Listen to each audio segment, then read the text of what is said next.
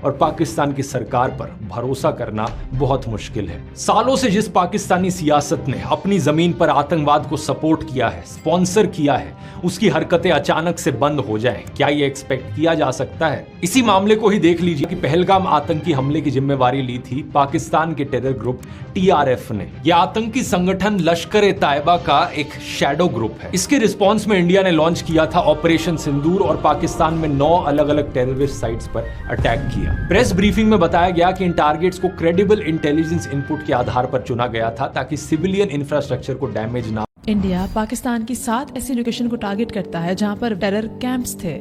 اس کے جواب میں پاکستان انڈیا کے صرف ملٹری پوائنٹس کو ہی ٹارگٹ 2 سے 3 ہفتے تک کی ٹینشن بنی رہتی ہے اور پھر فائنلی سیز فائر ہو جاتی ہے۔ لیکن آج تک انڈیا اپنے کلیم سے پیچھے ہٹنے کو تیار نہیں ہے کہ اس نے پاکستان میں صرف اور صرف ٹیرر کیمپس کو ہی ٹارگٹ کیا تھا۔ پاکستان نے بھارت پر ہی حملہ کرنا شروع کر دیا یا پھر دوسری انٹرنیشنل آرگنائزیشنز کے اوپر ایکٹ آف وائلنس انٹیمیڈیشن کرنے کے لیے، اور یہ موسٹلی وہ کرتی ہے پولیٹیکل آبجیکٹیوز کے لیے۔ کیا پاکستان اس ڈیفینیشن پر پورا اترتا ہے؟ جی نہیں، کیونکہ پاکستان خود ٹیررزم کا وکٹم بنا ہوا ہے۔ اتنے اٹیکس پاکستان کے ان ٹیررسٹ نے باہر نہیں کیے ہوں گے جتنے اٹیکس ان ٹیررسٹ نے پاکستان کے اندر کیے ہیں۔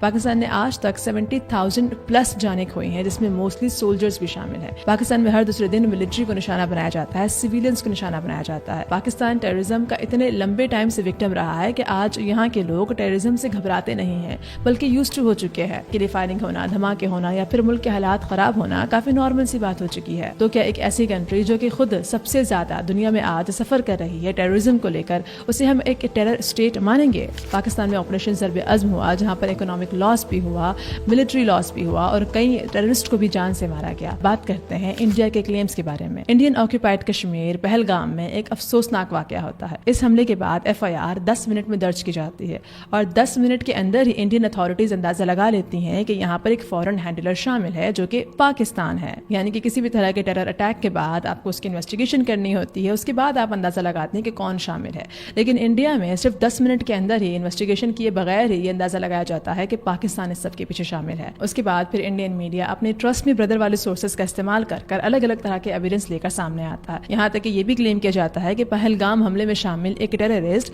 پاکستان کا ایکس ملٹری آفیسر ہے یا پھر پاکستان کے ملٹری کے ساتھ پہلے کنیکٹڈ رہ چکا ہے، وہاں سے ٹریننگ حاصل کر چکا ہے۔ لیکن جب آپ ان ایویڈنس کی سورسز مانگیں گے تو انڈین میڈیا کے پاس ٹرسٹ می بردر کے علاوہ اور کوئی جواب نہیں ہوگا۔ خیر، اب ان کے ایویڈنس کی کیا ہی بات کریں، یہاں پر تو عاصم منیر کے اوپر ہی سیدھا الزام لگا دیا گیا کہ انہوں نے پہلگام کو پرسنلی پلان کیا تھا۔ پہلگام کے حملے میں ایک نام بار بار لیا جا رہا تھا اور وہ ہے TRF، دی ریزسٹنٹ فرنٹ، جس نے پہلے پہلگام کے حملے کی ذمہ داری بھی لی، لیکن پھر بعد میں انہوں نے کہا کہ ہماری ویب سائٹ کو ہیک کر لیا گیا تھا تو ہم اس کے پیچھے رسپانسبل نہیں ہیں۔ بہرحال انڈیا TRF کو جیش محمد یا پھر لشکر طیبہ کے ساتھ ضرور جوڑتا ہے کہ یہ اس کا آف شاٹ ہے۔ اس کا مطلب یہ ہوا کہ لشکر طیبہ جیش محمد جو کہ پہلے ایگزسٹ کیا کرتی تھی وہ آج بھی ایکٹیو ہیں پاکستان میں، اور وہ پاکستان سے انڈیا میں کراس بارڈر ٹیررزم پھیلا رہی ہیں۔ آپ کو بتا دوں کہ TRF لشکر طیبہ کا آف شاٹ ہے، یہ میرلی انڈین میڈیا سے ہی نکل کر باہر آیا ہے۔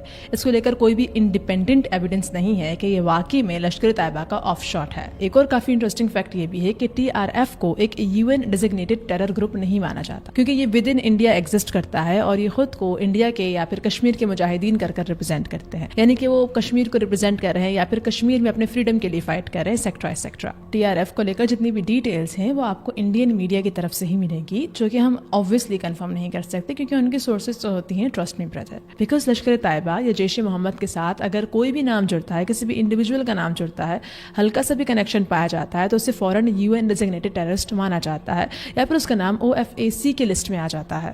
ایسا TRF کے ساتھ کیوں نہیں ہے؟ کیونکہ TRF کو لے کر ابھی بھی کوئی انف ایویڈنس انٹرنیشنل باڈیز کے پاس نہیں ہے کہ وہ TRF کو ڈیزگنیشن دے سکیں۔ اس کے بعد انڈین میڈیا کی طرف سے الگ الگ طرح کے ایویڈنس شیئر کیے گئے کہ کیسے TRF ایکچولی میں پاکستان سے آپریٹ ہو رہا ہے۔ یہ بھی کہا گیا کہ TRF کے اکاؤنٹس بھی پاکستان سے آپریٹ ہو رہے ہیں۔ اگر سورسز کی بات آپ اگین انڈین میڈیا سے کرو گے تو ان کی سورس ہوگی ٹرسٹ می بردر یا پھر ان کی اپنی انٹیلیجنس ایجنسیز ان کی سورس ہوگی، جو کہ ظاہر ہے ایک انڈیپینڈنٹ ایویڈنس نہیں مانا جائے گا۔ آپ کسی اور کنٹری کے اوپر ان ایویڈنسز کی بیسس کے ساتھ اٹیک نہیں کر سکتے۔ آپ کو انٹرنیشنل انویسٹیگیشن کرنے کے بعد، یہ پروف کرنے کے بعد ہی کوئی ایکشن لینا ہوگا۔ آپ کو ڈائیلاگ کرنا ہوگا، آپ کو مل کر انویسٹیگیشن کرنی ہوگی اور پاکستان کو کولیبریٹ کرنا ہوگا انویسٹیگیشنز میں، تاکہ وہ ان ٹیرر گروپس کو یا پھر ان ٹیرر آؤٹ فٹس کو ختم کر سکے انڈیا کے ساتھ مل کر انویسٹیگیشن کے تھرو۔ جو کہ پاکستان نے ایک میچیور اور رسپانسبل کنٹری کی طرح آفر بھی کیا تھا کہ انٹرنیشنل انویسٹیگیشن بٹھائے جائے، لیکن اس کے باوجود بھی انڈیا نے سب کو ڈینائی کر خواجہ آصف نے اسکائی نیوز سے بات کرتے ہوئے یہ بات ایڈمٹ بھی کری۔ نیوز پریزنٹر یالدہ حاکم نے کہا کہ کیا سر آپ اس بات کو ایڈمٹ کرتے ہیں کہ پاکستان کا ایک لمبا اتہاس رہا ہے ان ٹیررسٹ آرگنائزیشنز کی بیکنگ، سپورٹ، ٹریننگ اور فنڈنگ کرنے کا؟ اسکائی نیوز کے ساتھ پاکستانی ڈیفنس منسٹر کا ایک انٹرویو ہوتا ہے۔ اس انٹرویو میں جب ان سے پوچھا جاتا ہے کہ کیا پاکستان واقعی میں ٹیررزم کو سپورٹ کر رہا ہے، تو اس کے جواب میں وہ کہتے ہیں کہ یس، یہ کام پاکستان پچھلے کئی سالوں سے برٹن اور یو ایس کے لیے کرتا آ رہا ہے۔ You do admit, sir, that Pakistan has had a long history of backing and supporting and training and funding these terrorist organizations.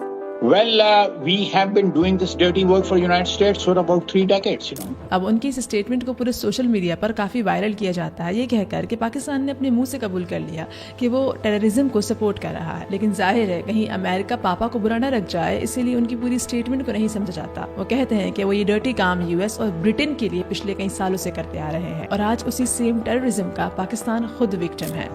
And West, including Britain. So that's your argument that even though that was a mistake, and we suffered for that. We had not joined the war against Soviet Union, and later on the war after 9/11. This Pakistan's track record, was not unimpeachable track record. اب U S نے Afghan Soviet وار کے time پر کون کون سے games کھیلے تھے، یہ کسی سے چھپے ہوئے نہیں ہیں۔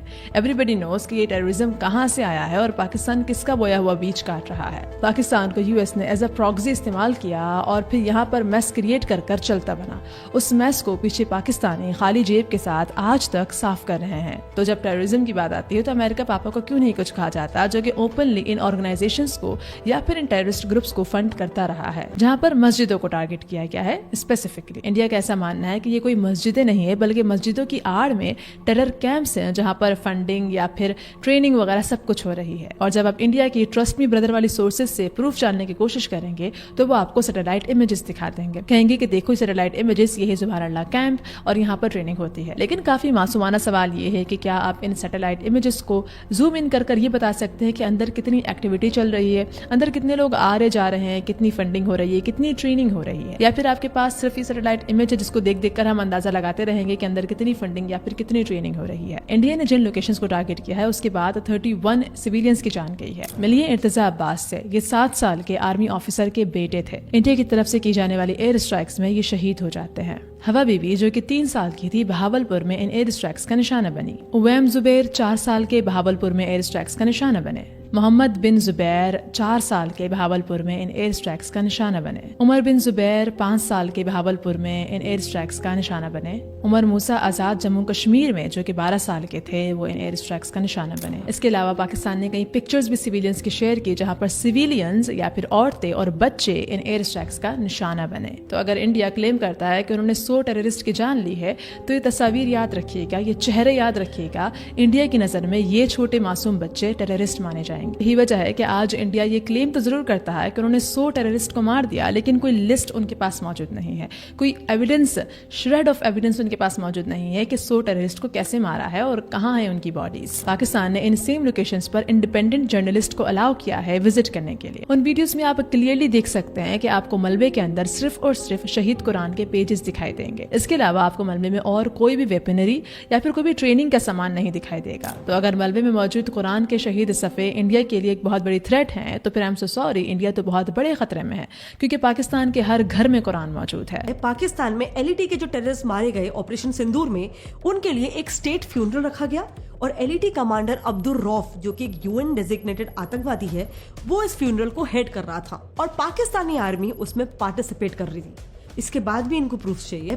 پاکستان پہلے ہی ایکشن لے چکا ہے اور وہی ایکشنز ریزن ہے کہ آج پاکستان کو FATF کی گرے لسٹ سے باہر رکھا ہوا ہے۔ ایک اور چیز پر دھیان دینے والی بات یہ ہے کہ عبدالرؤف جو کہ اظہر کا بھائی تھا یہ الگ انسان ہے، اور عبدالرؤف جو کہ حافظ عبدالرؤف ہے یہ الگ انسان ہے جو کہ نماز جنازہ پڑھا رہا تھا، فنرل پریئر کر رہا تھا۔ نہیں، آپ کو کیا لگتا ہے انڈین انٹیلیجنس نے جو فنرل والی پکچر ہے یہ کوئی لیک ڈاکیومنٹس یا پھر کسی ویڈیو لیک سے اٹھائی ہے؟ یہ کوئی ویڈیو لیک یا پھر کوئی لیک लीक डॉक्यूमेंट्स नहीं थे, ये पब्लिक की गई है, ये पाकिस्तानी आर्मी की इजाज़त से पब्लिक की गई वीडियो है। तो पाकिस्तानी आर्मी इतनी बेवकूफ़ भी नहीं है कि वो किसी एक टेररिस्ट को सपोर्ट करती है, उसको फंड करती है, दुनिया भर में कहती है कि हम उसको सपोर्ट या फिर फंड नहीं कर रहे, फिर उस टेररिस्ट के साथ खड़े होकर नमाज जनाजा पढ़ाती है और उस वीडियो को पब्लिक भी होने देती है और इंडिया के हाथ भी लगने देती है। Like this would be really डम अगर पाकिस्तानी मिलिट्री इतना बड़ा ब्लंडर कर दे। लेकिन आपको US department of the treasury की लिस्ट में हाफिज अब्दुल रऊफ का नाम दिखाई देगा और सेम डेट ऑफ बर्थ भी दिखाई देगी, जो कि आपको पाकिस्तानी मिलिट्री या फिर आर्मी की तरफ से जो शो की गई डिटेल्स हैं उसमें दिखाई दी है। लेकिन ये नाम यहाँ पर क्या कर रहा है, एक्चुअली में हाफिज अब्दुल रऊफ एसोसिएटेड था ऑर्गेनाइजेशंस के साथ FIF और IKK, लेकिन इन दोनों ऑर्गेनाइजेशंस को आज पाकिस्तान की तरफ से बैन कर दिया गया है। इसीलिए कोई भी एक्टिव वारंट्स इनके खिलाफ नहीं है। तो अगर ये लश्कर तैयबा के साथ एसोसिएट रह भी चुके हैं तो उसके बाद भी 2010 में इनके ऊपर सैंक्शंस लग चुकी थी और उसके बाद से इनके ऑर्गेनाइजेशंस को बैन कर दिया गया है और साथ ही इनके ऊपर कोई अरेस्ट वारंट नहीं है, इसलिए फ्रीली घूम रहे हैं। अगर ये सच कोई एक्टिव थ्रेट होते आज के दिन में तो इनके ऊपर UN डेजिग्नेशन पुश की जाती और साथ ही पब्लिक स्टेटमेंट भी इशू की जाती UN बॉडीज की तरफ से या फिर इंटरनेशनल मीडिया की तरफ से कि एक बहुत बड़ा टेररिस्ट पाकिस्तानी आर्मी के साथ पाया गया है। अगर वो सेम पर्सन भी है जो कि हमें US department of the treasury की लिस्ट में दिखाई देते हैं तो फिर उसके बावजूद भी आज कोई एक्टिव थ्रेट नहीं है। वेल, अब इंडियन मीडिया पर आपको इस तरह के बहुत सारे एविडेंस मिलेंगे और इन सब के पीछे की सोर्स ट्रस्ट मी ब्रदर ही मिलेगी।